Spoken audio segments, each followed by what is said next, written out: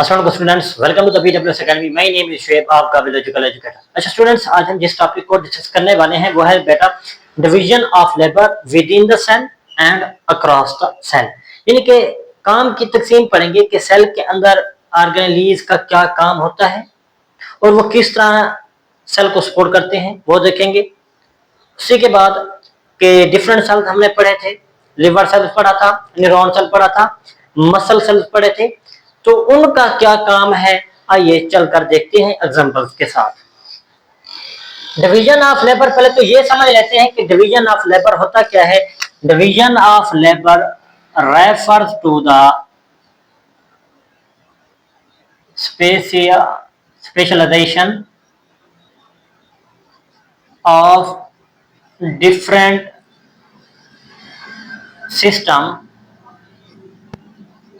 different system to perform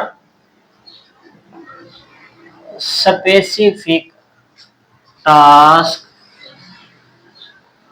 more efficiently। यानी कि ये जो different types of the organelles हैं वो स्पेशल हैं, उनका नाम भी स्पेशल है और वो जो काम भी करते हैं वो स्पेशल टास्क परफॉर्म करते हैं, जबकि दूसरा ऑर्गेनेली उस जैसा काम परफॉर्म नहीं करता है। इसलिए ये क्या कहलाती है, डिवीजन ऑफ लेबर कहलाती है। अब बेटा हम दोनों तरफ से देखेंगे कि division of labour within the cell किस तरह से होती है और अक्रॉस द सेल किस तरह से होती है। फर्स्ट चलते हैं विद इन द सेल, के सेल के अंदर जो काम की तकसीम होती है वो किस तरह से परफॉर्म होती है। ठीक है मेरे बच्चों, किस तरह से परफॉर्म होती है। क्या बोला कि division of labour refer to the specialisation of different system, मतलब कि ये जो डिवीजन ऑफ लेबर होती है, काम तकसीम होती है, ये मुख्तलिफ सिस्टम के रिलेटेड होती है और जो वो काम स्पेसिफिक काम वो परफॉर्म करते हैं तो क्या करते हैं, एक अच्छे अंदाज में वो पेश करते हैं। समझ आ गई कि सेल के अंदर डिफरेंट ऑर्गेनेली होती है, हर ऑर्गेनेली अपना अपना काम परफॉर्म करती है। इसी तरह वो एक स्पेसिफिक टास्क परफॉर्म करते हुए सेल को क्या कर रही होती है, सपोर्ट परफॉर्म कर रही होती है, सपोर्ट दे रही होती है। इसी तरह बेटा अब देख लेते हैं कि division of labour within the cell क्या होगी। फर्स्ट इसको देखते हैं कि सेल के अंदर कौन कौन से ऑर्गेनेली मौजूद होते हैं। Different cell contain different organelles।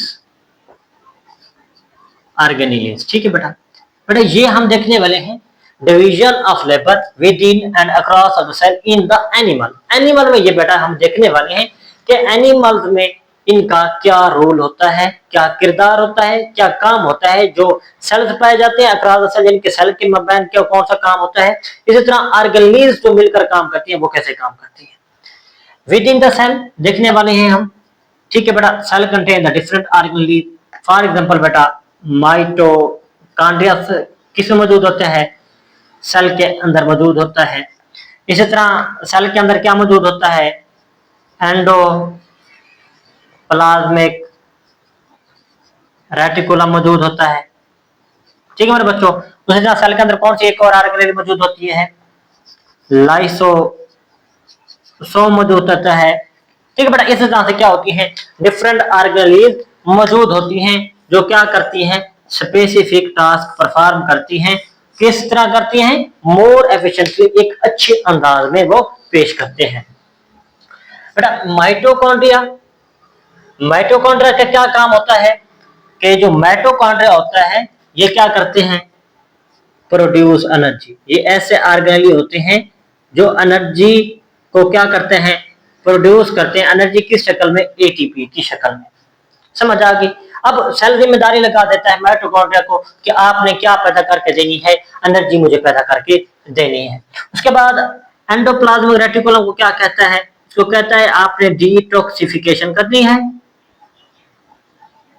क्या करनी है, डिटॉक्सिफिकेशन मींस के जो भी मटेरियल फ्यूजनिक टॉक्सिक मटेरियल सेल के अंदर दाखिल हो उसको क्या करना है, डिटॉक्सिफाई करना है। उसके बाद क्या काम करना है, प्रोटीन फॉर्मेशन करना है। और क्या काम करना है, इसी तरह लिपिड फॉर्मेशन करना है, लिपिड फॉर्मेशन करना है। किसका काम है, हमारे पास एंडोप्लाज्मिक रेटिकुलम का काम है। समझ आ गई, endoplasmic reticulum, cell endoplasmic reticulum को क्या कहता है कि आपने डिटॉक्सिफिकेशन करना है, प्रोटीन फॉर्मेशन करनी है और क्या करना है, लिपिड फॉर्मेशन करना। किसका काम है, एंडोप्लाज्मिक रेटिकुलम का काम है। इसी तरह सेल लाइसोसोम को कहता है कि आपने क्या करना है, इसके पास ये रखता है डाइजेस्टिव एंजाइम, क्या रखता है, डाइजेस्टिव एंजाइम रखता है। और सेल अब इसको क्या कहता है, आपने किस में हेल्प आउट करना है, डाइजेशन में हेल्प आउट करनी है। किस में हेल्प आउट करनी है, डाइजेशन में हेल्प आउट करनी है। इसके पास डिफरेंट जिनके एंजाइम मौजूद होते हैं, जैसे जैसे भी कोई वेस्ट मटेरियल सेल के अंदर दाखिल होता है, देन उसको क्या करता है, डाइजेस्टिव एंजाइम जो सेल के लिए खतरनाक होता है उसी को क्या करता है, जाकर डिवाइड कर देता है, तकसीम कर देते हैं, उसकी डाइजेशन में हेल्प आउट करता है। इसी तरह कोई ऑर्गेनेली सेल के अंदर डैमेज हो जाता है तो उसको क्या करता है, इनगोल्फ भी करता है और सेल को क्या करता है, सेल के क्लीन अप का काम करता है। किसका काम करता है, क्लीन अप, मतलब सेल को साफ करके चलता है। कौन सा काम करता है, इसके पास डाइजेस्टिव एंजाइम होते हैं जो क्या काम करते हैं, डाइजेशन करवाते हैं, मीन्स के लिए क्या करता है, सेल के लिए क्लीन अप का काम करता है। इसी तरह अब सेल के अंदर क्या मौजूद होते हैं, राइबोसोम मौजूद होते हैं। क्या मौजूद होते हैं, राइबोसोम मौजूद होते हैं। इसी तरह सेल के अंदर क्या मौजूद होते हैं, वैक्यूल मौजूद होते हैं। समझ आ गई मेरे बच्चों, ये जो राइबोसोम होता है हम पढ़ चुके हैं, इसका काम क्या होगा, ये क्या करवाते हैं, प्रोटीन की जो होती है फॉर्मेशन करवाते हैं। क्या करवाते हैं, प्रोटीन की फॉर्मेशन करवाते हैं, इसलिए इसको बोला भी क्या जाता है, प्रोटीन फैक्ट्री बोला जाता है। The protein factory of the cell is called ribosome. Ribosome को प्रोटीन बनाने वाली फैक्ट्री का नाम भी दिया गया है। अब इसी तरह बेटा वैक्यूल होता है, वैक्यूल का क्या काम होता है, स्टोर वाटर एंड साल्ट्स वगैरह। ठीक है बेटा, ये क्या किसको स्टोर करता है, वाटर और साल्ट्स वगैरह को स्टोर करता है। इसी तरह डिफरेंट ऑर्गेनेली क्या करती हैं, काम करती हैं, मिलजुल कर काम करती हैं। सेल को क्या, सेल के लिए क्यों करती हैं, ताकि वो सेल को क्या कर सकें, सरवाइव कर सकें, उसके स्ट्रक्चर को क्या कर सकें, मेंटेन कर सकें। ठीक है, और सेल के लिए क्या परफॉर्म करवा सकें, फंक्शन को परफॉर्म करवा सकें। सेल के सर्वाइवल के लिए, उसके स्ट्रक्चर के लिए, उसकी मेंटेनेंस के लिए और उसके फंक्शन के लिए ये ऑर्गेनेलीज अहम होती हैं, ताकि सेल के स्ट्रक्चर को, जब स्ट्रक्चर मेंटेन होगा, उसका सर्वाइवल मेंटेन होगा, तो सेल एक अच्छे और प्रॉपर वे में क्या करेगा, फंक्शन परफॉर्म करेगा। ये क्या था बेटा, division of the labour within the cell, इनके सेल के अंदर जो भी ऑर्गेनेलीज हैं वो कौन कौन सा काम परफॉर्म करती है वो हमने देखा। अब देखने वाले हैं हम क्या, डिवीजन ऑफ लेबर किसके अंदर, अक्रॉस द सेल। किसके दरमियान, अक्रॉस द सेल। सेल के मबैन डिफरेंट सेल्स होते हैं, सेल्स के मबैन जो काम की तकसीम होती है वो किस तरह से होती है। अब बेटा हमारी बॉडी, एनिमल की बॉडी की बात करें, अपनी बॉडी की बात करें, तो उसमें डिफरेंट टाइप्स ऑफ सेल मौजूद होते हैं। क्या होते हैं, different types of the cells मौजूद होते हैं। कौन कौन से, हमने प्रीवियस क्या पढ़ा, मसल सेल्स पढ़े, समझ आ गई। उसके बाद हमने क्या पढ़े, न्यूरॉन सेल्स पढ़े, समझ आ गई। उसके बाद हमने क्या पढ़े, रेड ब्लड सेल्स पढ़े। उसके बाद हमने क्या पढ़ा, लीवर सेल भी पढ़े। ठीक है बेटा, कुछ सेल्स के मैंने एग्जांपल दे दिए। अब बेटा इनका काम देखते हैं one by one. Muscle cells किसके लिए होते थे, और इसी तरह न्यूरॉन सेल किसके लिए, रेड ब्लड सेल्स किसके लिए, इस तरह लिवर सेल्स किसके लिए काम करते थे, ये देखेंगे। और यही क्या करेंगे, एक स्पेसिफिक टास्क करेंगे, किस तरीके से मोर एफिशिएंटली, एक अच्छे अंदाज में काम करेंगे, ताकि सेल को नुकसान भी ना हो और सेल का काम भी हो जाए। ठीक है बेटा, चलते हैं टॉपिक की जानिब। जो मसल सेल्स होती हैं वो किसके लिए होती हैं, फॉर कंट्रैक्शन।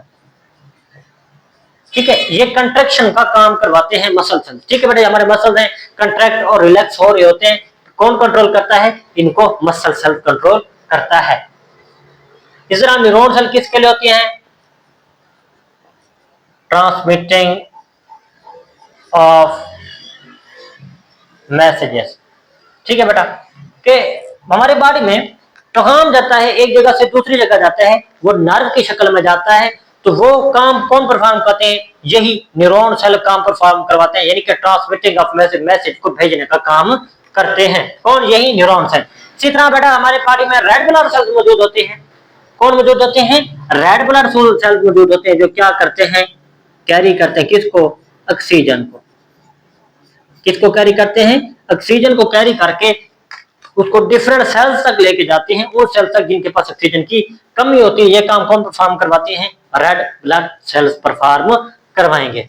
इसी तरह हमारी बॉडी में लिवर सेल्स भी मौजूद होते हैं। क्या मौजूद होते हैं? लिवर सेल्स भी मौजूद होते हैं, जो डिफरेंट काम परफॉर्म करवाते हैं। स्टोरेज का काम भी करता है, डिटॉक्सिफिकेशन भी करता है। ठीक है बेटा, इस तरह recycling of red blood cells भी करता है। इसी तरह बेटा हमारे पास डिफरेंट काम और भी करता है, ब्लड क्लॉटिंग प्रोटीन भी बनवाता है, ब्लड क्लॉटिंग प्रोटीन भी बनवाता है। कौन? यही लिवर सेल्स। लिवर सेल क्या करता है? डिफरेंट काम परफॉर्म करवाता है। स्टोरेज करवाता है, ग्लूकोज की स्टोरेज करवाएगा, किस शक्ल में? ग्लाइकोजन की शक्ल। किस शक्ल में मेरे बच्चों? ग्लाइकोजन की शक्ल में। इस तरह डिटॉक्सिफिकेशन का भी काम करता है, जो लिवर सेल में क्या मौजूद होते हैं? एंडोप्लाज्मिक रेटिकुलम मौजूद होते हैं। इसी तरह जो रेड ब्लड सेल्स होते हैं, उनकी दौरानिया कितना होती है, उम्र कितनी होती है? उनकी उम्र होती है 120 दिन, मतलब कि 4 मंथ होती है। तो ये क्या करते हैं? 4 मंथ बाद वो ये क्या होना स्टार्ट हो जाते हैं, इनकी डेथ होना स्टार्ट हो जाती है। उनको दोबारा से रिपेयर करता है, रिसाइकल करता है। कौन? यही लिवर सेल्स। इसी तरह ब्लड क्लॉटिंग प्रोटीन बनवाता है, मतलब कि हमें कहीं पे कट लगता है तो फौरन से लोथड़ा बन जाता है। जो लोथड़ा कौन बनवाते हैं? यही लिवर सेल्स बनवाते हैं। इस तरह ये डिफरेंट सेल्स आपस में मिलजुल कर काम करते हैं, जिसकी वजह से क्या रखते हैं? सेल आपस में एक रिलेशन रखते हैं, जिसकी वजह से हमारी बॉडी क्या रखती है? हमारी बॉडी क्या रखती है? काम करती है, और मोर एफिशिएंटली काम करती है, और एक अच्छे अंदाज में काम करती है बगैर किसी नुकसान के। ठीक है, ये था हमारा बेटा हमारे पास आज का लेक्चर, जो क्या था? Division of labour within the and across the cell. एक बार फिर से रिवीजन कर लेते हैं कि डिवीजन ऑफ लेबर क्या होती है, कि हमारे पास जो डिफरेंट जिनके सेल के अंदर और सेल के बाहर जो काम होता है, उसको ऐसा अंदाज से स्पेशल वे में काम परफॉर्म करवाने को क्या कहते हैं? डिवीजन ऑफ लेबर कहते हैं। अब division of labour within the cell किस तरह से होती है? जो हमारा सेल होता है वो डिफरेंट ऑर्गेनेलिज पर कंटेन करता है, मुश्तमिल होता है, डिफरेंट ऑर्गेनेलिज उसमें मौजूद होते हैं। हमने रिसेंटली पढ़ भी चुके हैं, माइटोकॉन्ड्रिया क्या करता था? प्रोटीन यानी कि एनर्जी फॉर्मेशन करता था। एंडोप्लाज्मिक रेटिकुलम का था, 2 थे, स्मूथ एंडोप्लाज्मिक रेटिकुलम। इसी तरह हमारे पास क्या था? Rough endoplasmic reticulum. स्मूथ क्या करता था? डिटॉक्सिफिकेशन करता था। इसी तरह और क्या करता था? लिपिड फॉर्मेशन करता था। जबकि जो रफ एंडोप्लाज्मिक रेटिकुलम था, उसके ऊपर राइबोसोम मौजूद होते थे, मींस के वो प्रोटीन की फॉर्मेशन भी करता था।